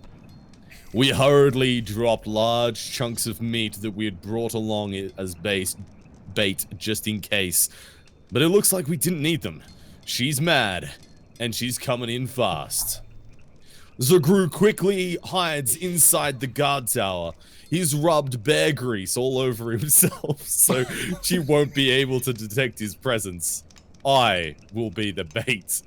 Now it becomes a proper fanfiction. Standing in front of the mine entrance, I tremble with nervousness. I can do this, I tell myself. I swing the drake hide of her dead baby. I know it will draw her in. It still bears the hatchling scent. Paula never had a chance to work on it. I shake my tears away. Concentrate. The sound tears through me. The ground shakes as she lands and screeches again. I run into the darkness behind me. Thump! Thump! She follows. Fortunately, the light token in my pack gives me sufficient light to see by. I race around corners. Finally, I drop the hide. I am at the very end, but there is a shortcut I can take back to the front entrance. I squeeze through the crack in the wall and run back to the entrance. Behind me, I hear her desolate scream. She has found the hide. I run into the fading sunshine while Zagru mutters a spell and casts Strongwall on the entrance. My heart is thumping fiercely, and I can hear her thumping feet as she realizes I've escaped. Will Zagru close it in time? With the sound of thunder, the wall falls into place. We did it! Zagru and I jump and clap each other on the back. I am breathless, but there is not time to celebrate. Not yet. Soon, soon, I will be free of this pain. Lighting a fire to signal our whereabouts, we sit down and we wait. It took 25 of us to finally slaughter her when we got the tunnel reopened. Phonexus, Oblivion Reaver, Kelledy, Dell, all of the rest of my hunting friends fought for hours at end. It was a bloody mess.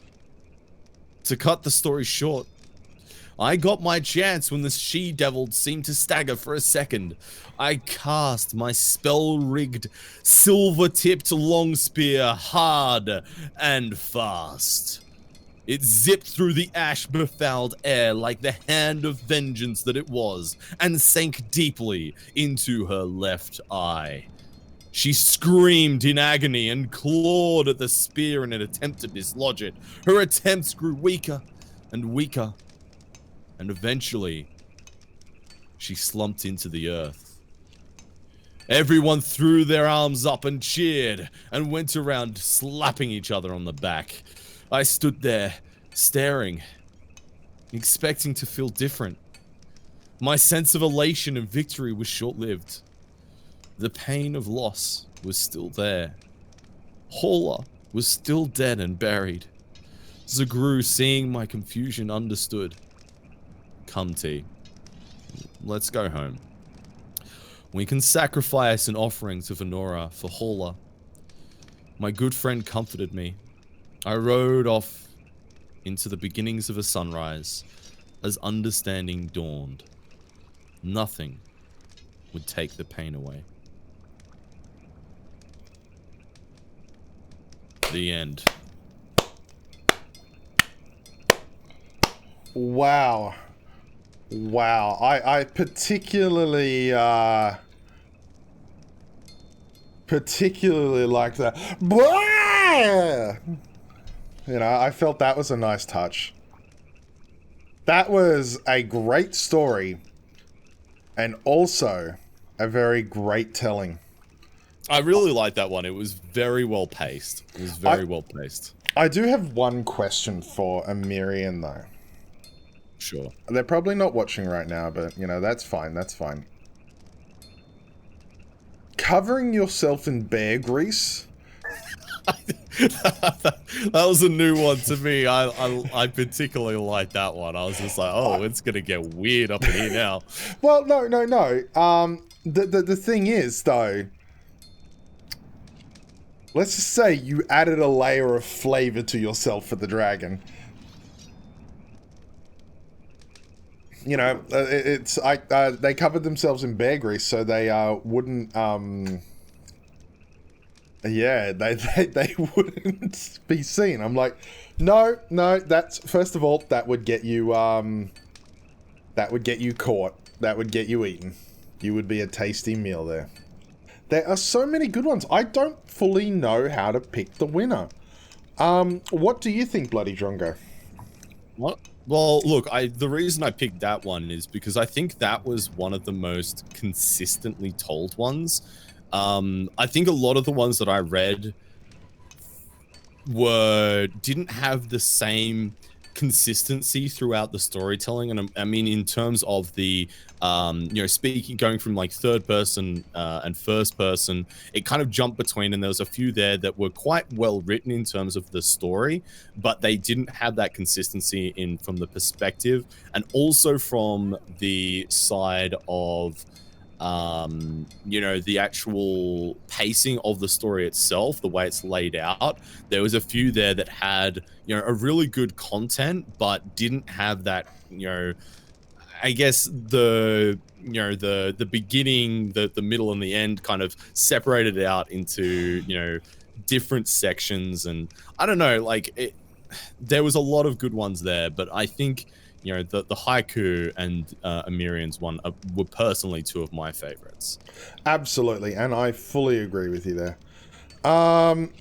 Look, should we just shut him up? Yeah, please read Griffo's. Honestly, I don't want to hear from Griffo anymore. Yeah, okay. One cold winter night, 3 adventurers named Necro, Beast, and Gav were sitting in the warmth of Griffo's pleasure palace, deciding what they wanted to do. They all cuddled each other for warmth until they decided to find where their friend Griffo was.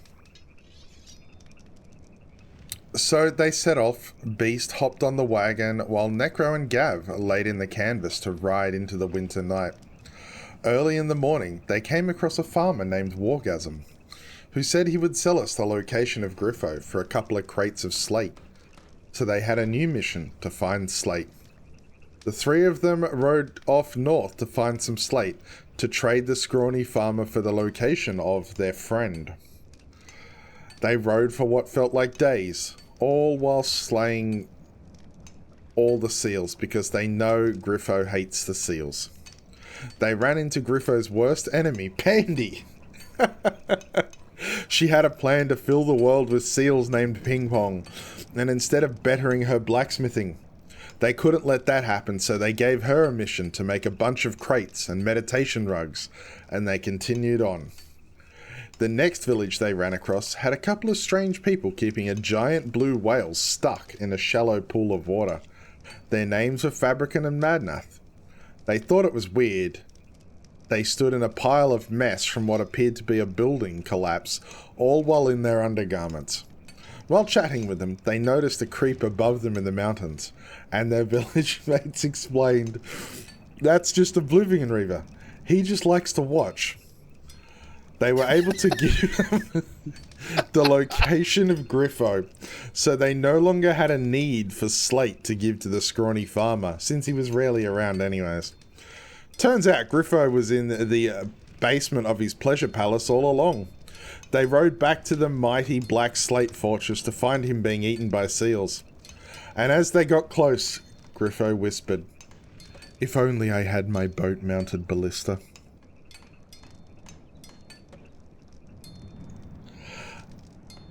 I've got no words. No words. All I can think of is that video of the farmer going, "I don't like that." What are your thoughts? What are your thoughts, Emu? Well, certainly it was some literature. It certainly had words.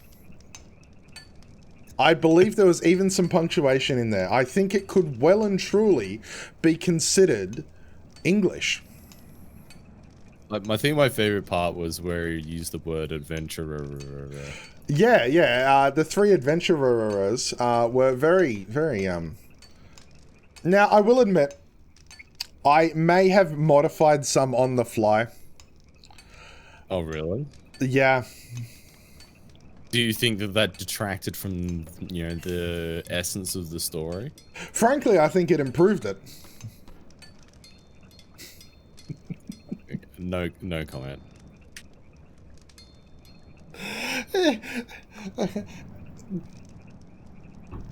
Not even Pandy could improve that. All right, it's now nighttime. Do we want to go see the haunted house? I would love to see the haunted house.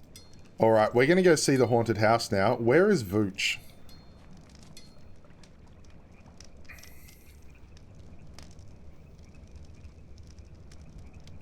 Vooch. Also, can I just say, I absolutely love the white and green barding he's got on his horses.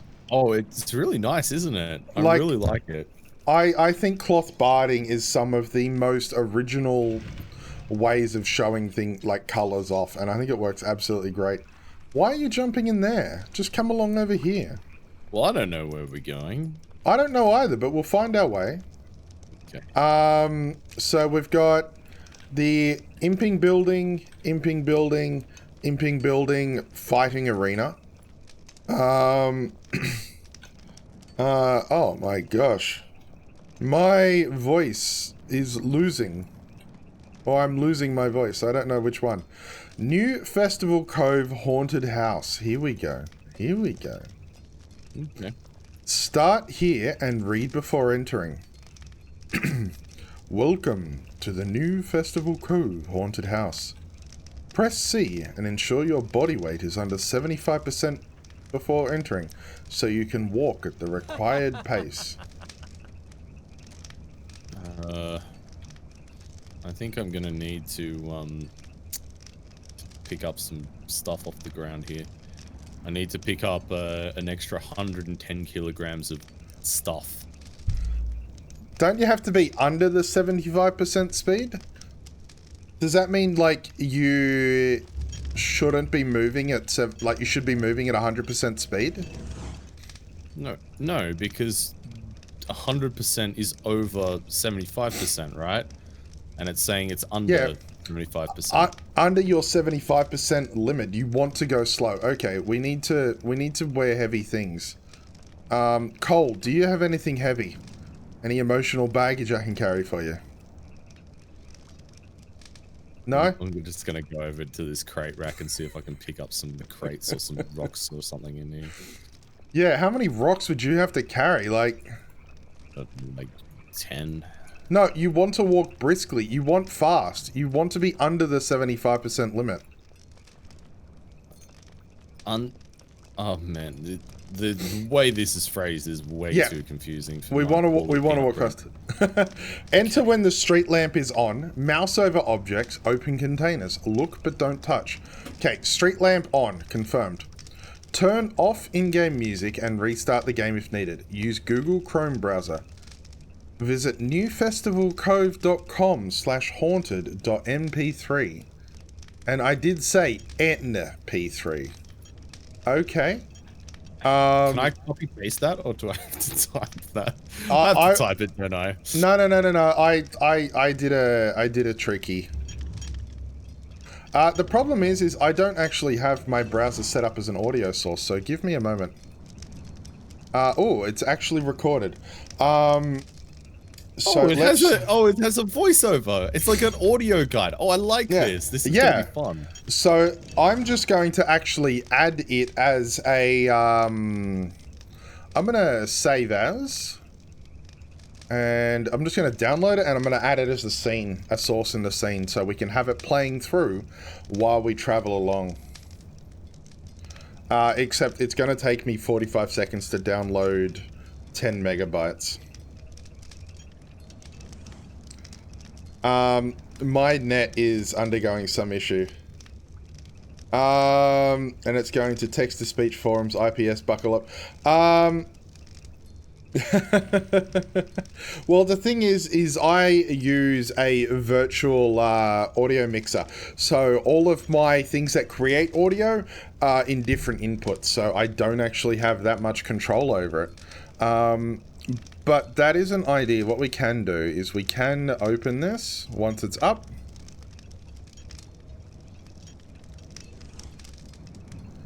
And we can...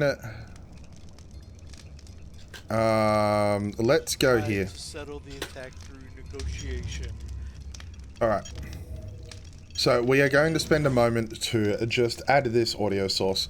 Gonna send it to A. Welcome to New Festival Cove Haunted House. What there we you're go. about to see and hear are the events when goblin pirates took over the semi-abandoned Festival Cove area. Many things you will see will be reenactments of what it looked like at that time, as this haunted house has been restored and preserved Do you need as a to turn off the historical worm haunted sound? house. Because we can also do that. When you first enter the building, Need to turn off the what? The worm game sounds? Easy done. There is a lot of worm game sounds, isn't there? Okay, done.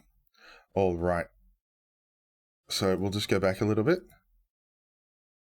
and restored and preserved as a historical haunted house.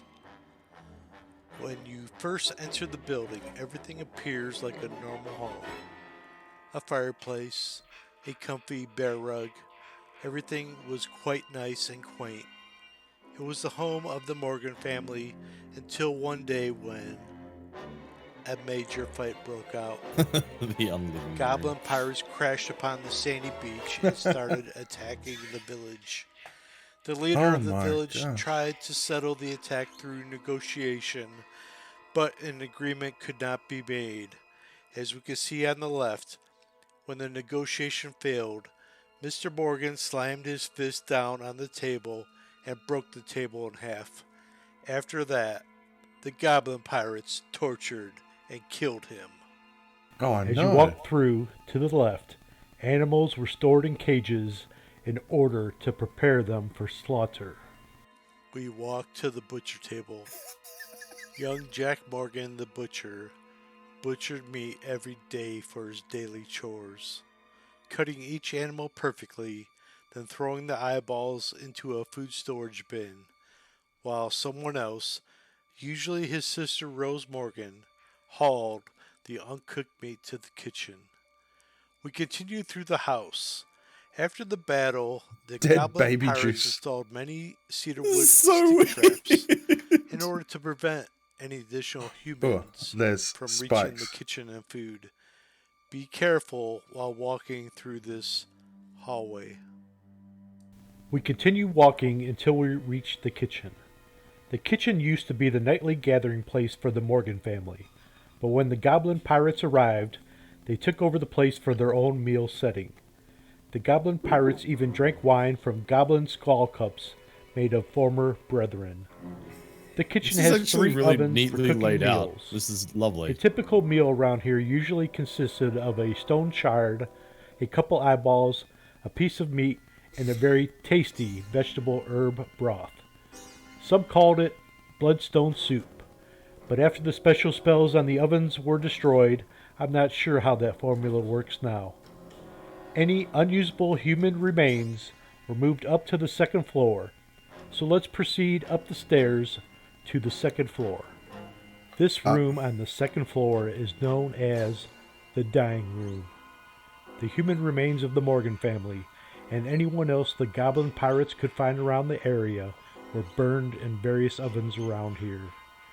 The human juice, the drippings after a slow cook in the oven, were used to create various dyes. Depending on the type of person that was burned, it yielded a different color. Much. For example, people living on Independence turned into a green colored dye. People from Xanadu turned into a red colored dye. Those living on Pristine turned into a blue colored dye, and so on and so on. As you can see love here, this. the dyes were stored in various small pottery amphoras in this room. The ghosts of this haunted house tend to roam the hallways here, so please be careful. Let's continue moving forward and up the stairs to the 3rd floor. I love this so much. As we move up to the 3rd floor, we see the first child's room. This is where young butcher Jack lived. All work and no play makes Jack a dull boy, so Jack always kept a sharp hatchet around. However, on a fateful night during a battle, the goblin pirates grabbed Jack Morgan by the neck and threw him into the fireplace to burn to death. To continue through the haunted house, we have to go through the next door, and there we see Rose's room. Rose always loved the color red and the sweet smell of a rose flower. She decorated her room in red as much as she could. However, during the attack, the goblin pirates found Rose hiding It's kind of underneath weird her that she bed. keeps her mugs She under was her yanked from bed. underneath the bed and slaughtered by the goblin pirates. Let's continue moving forward up the stairs and onto the 4th floor. What do you mean her mugs? When the goblin pirates took over the house, they where'd he go? entrapped No Gump in the alchemist's chamber and forced him to focus on potions. As you can see, No Gump is still trapped in the same location today. He's either working on potions to heal, eat, escape, or random potions of an unknown effect. The problem is, he's been trapped inside these walls. Nobody has been able to kill or release him yet. We continue walking up to the 5th floor. Here we see the old armory. It held the armor and weapons the humans used to fight the battle versus the goblin pirates. As you can see, the resources are somewhat depleted. Let's continue walking up to the 6th floor. Oh, we're gonna keep going. When we get to the 6th floor, I see a pathway of meditation rugs to follow. So I continue walking down the hallway and I open the door into the confession room. I right click the chair and I left click on sit in order to sit in the chair. I look at the daemon priest, confess my sins in the best way I can. Then I stand up by right clicking on the chair I was sitting on and left clicking on stand up and turn right. Sorry, Griffer, I've been I bad. open the other door and I see the church with a lot of weird idols lining the walls. We arrive and see for the first time the goblin pirates and I learn about their massive army of pumpkin dolls. Let's continue walking across the room to the corner so we can go down the stairs. We traveled down to the 5th floor and see an art gallery, but it was preserved by the goblin pirates for some reason. I imagine it was probably of no use to them. Let's walk across the art gallery and down another floor of stairs. We reach the Hennessy library on the Impalong. 4th floor. Some books here may be of interest to people. We stand around gazing at the fireplace. Ah, Its we're gonna get down. mesmerizing fire burns a heat deep within us. It looks like someone moved the bookcase. What's behind the bookcase? We could stick around and examine all the books, but we could also do that later. So therefore, we must continue forward, down the stairs onto the 3rd floor. We traveled down to the 3rd floor, which is where the Morgan family parents lived, the captain and his wife. Ooh. On the left, the hot tub yielded a soft, relaxing time after a day of hard work, but quickly evaporated on the night when the goblin pirates slaughtered them. On the Hard coffer, work. the book contains the following Hot tub. inscription. Born to wealthy Welsh parents, Captain Morgan left the comfortable life for one which proved far more satisfying. That of a buccaneer on the Spanish Main. His feats were many, his exploits endless, and his thirst legendary. Here, thirsty boy. We need to continue down another flight of stairs onto the 2nd floor. We walk carefully down the steps, and we realize we are inside the catacombs. Ooh. I walk through a hallway. I walk through another hallway. I walk through yet another hallway. Oh my And gosh, now so many. I see the real reason why the goblin pirates use this hole. It was to bury and protect their dead. Get out of here, fabricant. As you leave this house, look outside, past the cemetery, and towards the western shoreline. You will see their sunken ship and the bodies Oh. of the goblin pirates that drowned or died during the raid. Friends, even though this village has been resettled and is now called New Festival Cove, the goblins and the other aggressive monsters still roam this area. So I want to remind everyone, monsters can kill you. Thank you for visiting New Festival Cove Haunted House, and I hope you have a great day.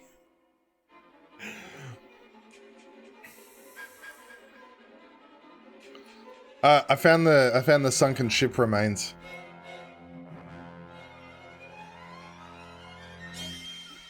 Oh, that's cool.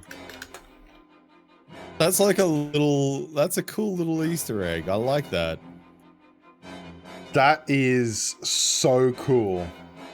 I have Oh to say my that gosh. was one of the most unique experiences I've had in Worm. Like that's like the guided audio tour, like that's not something I would have necessarily thought was something that I would be like, oh, that's cool.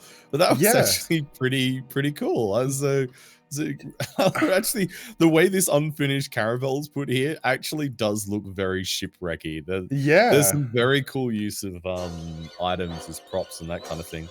Oh my gosh, I love the whole thing.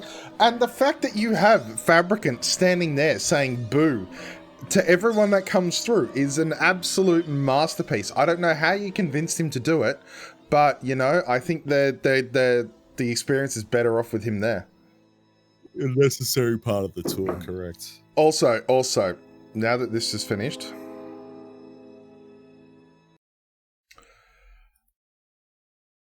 BloodyDrongo. Yes. Mugs under the bed. Do you know how much I looked for actual glasses under the bed? And it wasn't until I saw in chat that they were laughing about the shoe you calling boot mugs. Yes.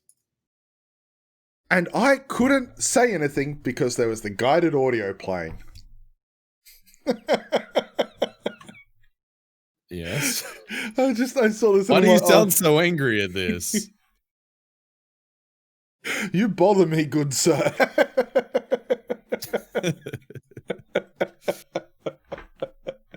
It's not my fault that my jokes are just they just go over your head, dude. Yeah, your jokes are definitely. Was that your actual shipwreck you had there? I don't know. I mean, it'll be a while. It's an under construction one. It would have been a while. But so we are getting towards the end of the stream. There are some things that I would like to touch on with you. Let me just pull up something.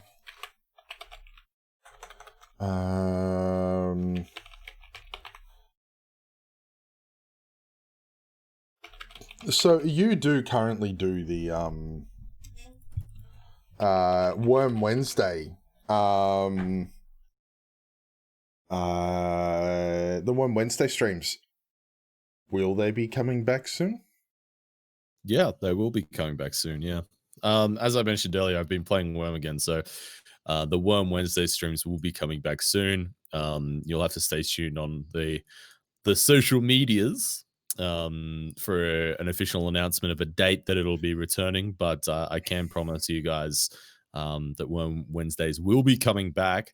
I know there's a few of you in chat who have been eagerly awaiting a return to those streams, and we're going to have some stuff that's going to be especially planned for it, and we're going to have some fun giveaways and all kinds of stuff coming up. So yeah, and I'm nearly at 3,000 followers on Twitch, so we'll have to do some kind of big celebration for that too. So yeah. All right. So, are you ready for Venterrogation? Venterrogation. Quick fire questions from the community regarding embarrassing things. Sure. Some of these are, I'm pretty sure they're aimed at me. But some got the spirit. So, are you ready? Yes, I'm ready for the Venterrogation. I'm slightly nervous about what this is going to entail, but I'm ready. Straight off the top of your head, you got to answer as quick as you can. No umming, Okay. no ahhing, answering. What side of the boat has a steering wheel and why?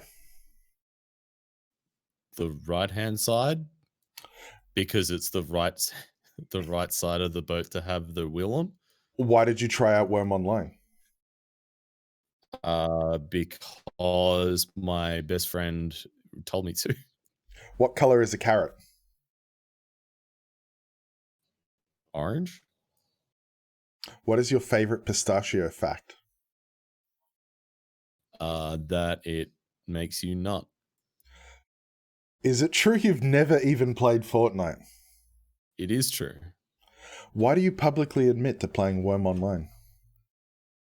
Because I have no shame. Do you have a favorite towel? No. Why does Ping Pong have a fear of chairs? I don't know. What is your most scary time and place in Wurm Online? Probably I don't know, whenever I go to a new deed. What is your I didn't most... have to explain why. I just had to tell you what the most scary time was. What is your most recent worm bit of information that you have learned that you think is or should be very common knowledge? Oh, that's an interesting one. I don't know. I've learned a lot over the past few days. I've been learning about the new like how corrosion damage and the new jewelry types work. And how you can use them to increase your resistance and decrease your increase your resistance and increase your damage as well. So yeah, that's something that I think, you know, maybe not a lot of people who have PvP might not be familiar with how that works, but it's pretty cool. And what are you looking forward to most doing in Worm in the future?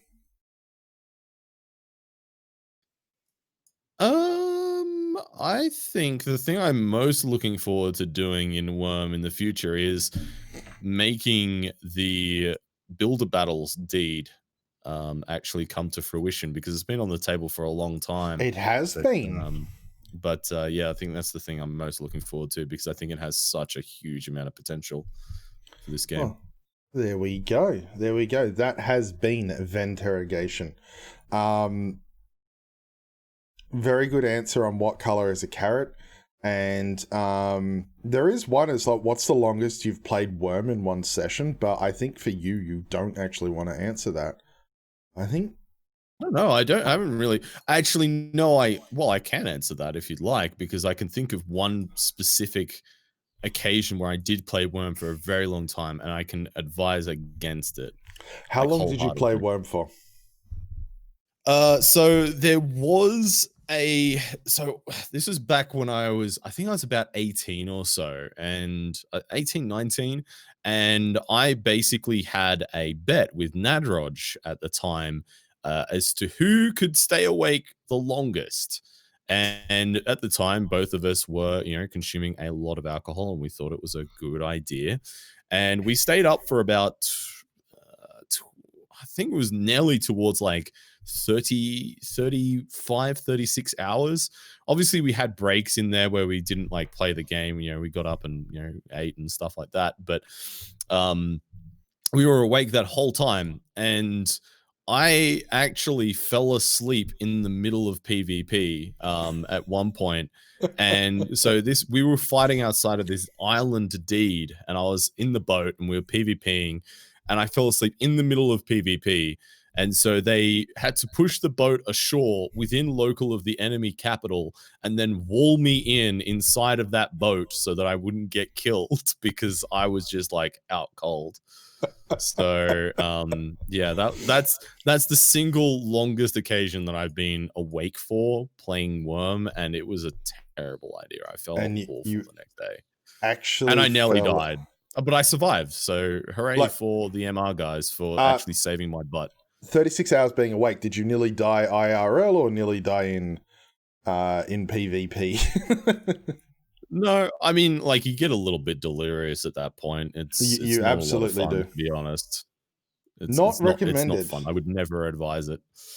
It's quite funny because I recall back when I used to take part in a lot of slayings, they were often at very inopportune times for Australians. So I actually recall attending a slaying at like 4 a.m. And after the slaying, I was sailing home and I fell asleep. And I sailed into chaos. I remember this. in full scale, and Yeah. I woke up to Why Kill Me calling me on. Oh, hello, Fabricant. Why Kill Me calling me on Skype on his way to Chaos to kill me to save my gear.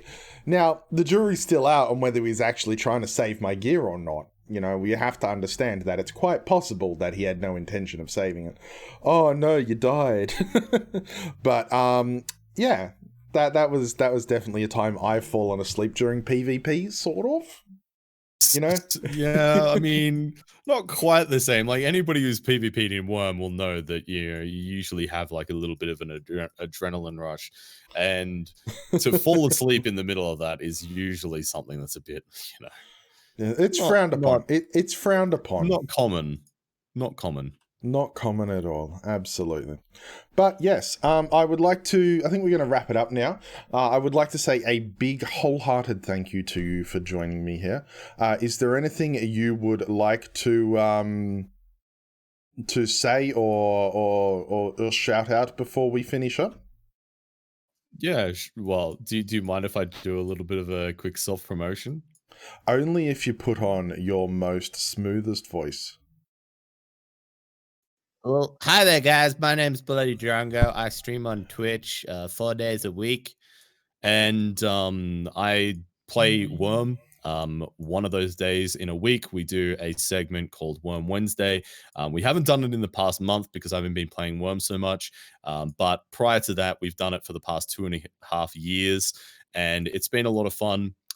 So I'd love it if you guys, if you aren't already, if you haven't already had the opportunity to swing past those streams, if you would consider, you know, maybe popping in and seeing how it goes. We usually try and make the Worm content that we do on those Worm Wednesday streams as engaging as possible. You know, obviously Worm is a game that is sometimes a little bit difficult to make entertaining per se. So we do lots of things that are very proactive. So things like showcases of people's builds. We have like events such as fashion shows and, you know, all kinds of fun things. So if you haven't already checked out my channel, I'll pop a link in the chat for you in a moment. I believe you can. You are a VIP. Oh, cool. All right. And as well, a big shout out to the Empire of Malrihan guys, because I've been having a ton of fun with them over on Chaos lately. If you're wanting to check out PvP, maybe look us up and reach out. And yeah, we're just getting started out on Chaos again, and yeah, we'd love to have some new friends. Can you do a proper fire and sand now? One that's full of fire and sand. Fire and sand. There we go. That's what I wanted. That's what I wanted to hear. Thank you so much for that. And thank you so much for joining me too. It's been a lot of fun. The fan fiction, we'll probably post the winners because we read through a lot of them. We're like, maybe we got to spend a bit of time working out, you know, who gets what. But there is another competition on its way. There is another competition on its way for Halloween in time for the spooky season. We're going to be looking for the spookiest picture you can take in Worm. No shout out to the real star of the stream, Fabricant. Oh, yes. Fabricant, thank you so much for being a special guest star. We all know that, you know, best supporting actor is always a hotly contested role. Fab made it watchable. 100% agree. Everyone here agrees. What? What are you doing? How are you walking with a chair? He's got it equipped. So the funny thing about the yellow potions models is that anything you have equipped in your hand will sit on the ground as if it was a dropped model. So if you've got like a chair model and you drop it, you have it equipped in your hand, it'll look like you're like stood in it, for example. That's really clever. I like that a lot. Can I just say how much I like that the skeleton model is still wearing the rings? Oh yeah, that's kind of cool. Yeah, if you have not seen him already,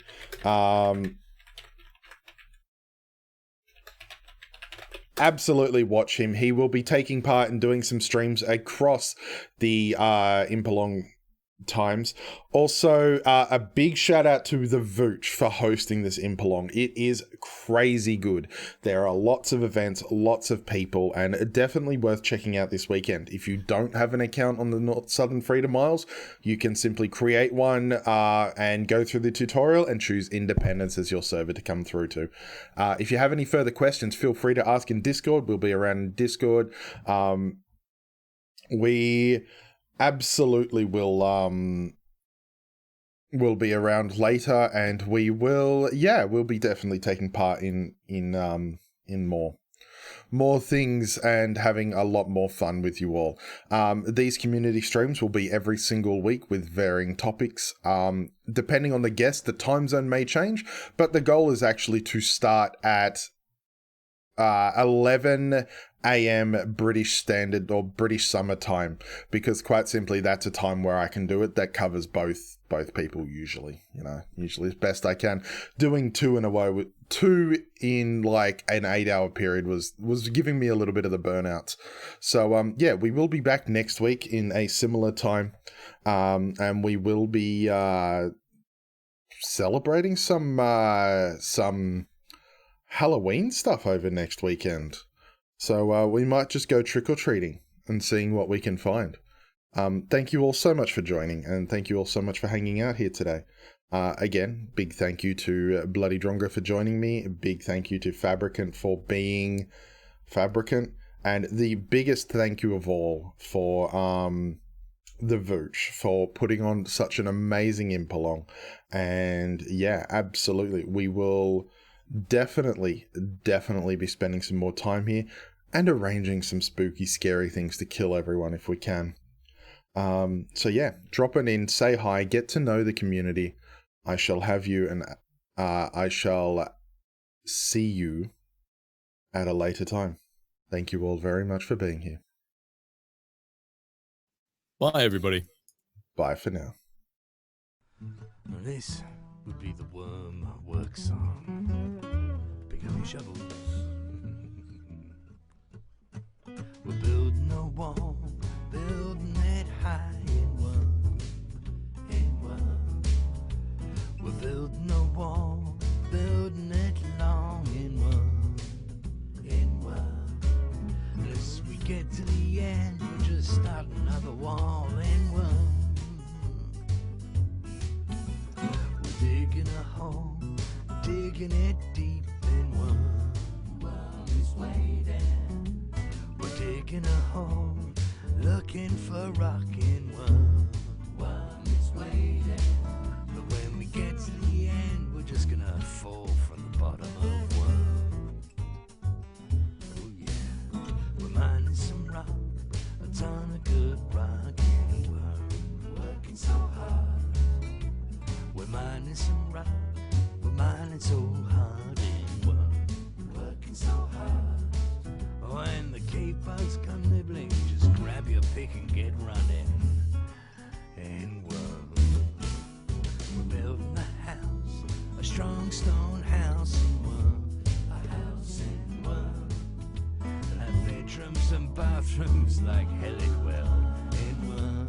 A house in Wurm. When we finished our house, there'll be a strong warm home in Wurm. So we're building a town, a place to be in Wurm. Well, people getting wood, people digging dirt in Wurm. And as the sun shines down,